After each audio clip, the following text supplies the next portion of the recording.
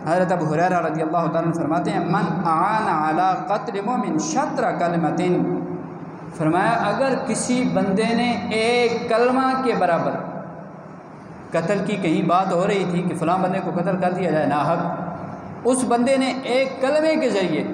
एक जुमला कहकर, मन आना, किसी ने मदद कर दी एक जुमले के ज़रिए, अब क्या होगा? फरमाया लक़ियल्लाह मकतूबुम बैन ऐनैहि आइसुम बिर्रहमतिल्लाह, कमा क़ाल अलैहिस्सलातु वस्सलाम,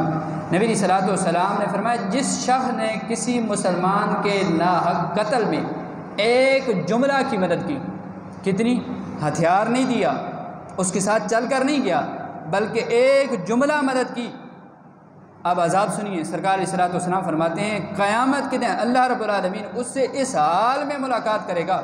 उसकी दो आँखों के दरमियान लिखा हुआ होगा ये अल्लाह की रहमत से दूर शख्स आ रहा।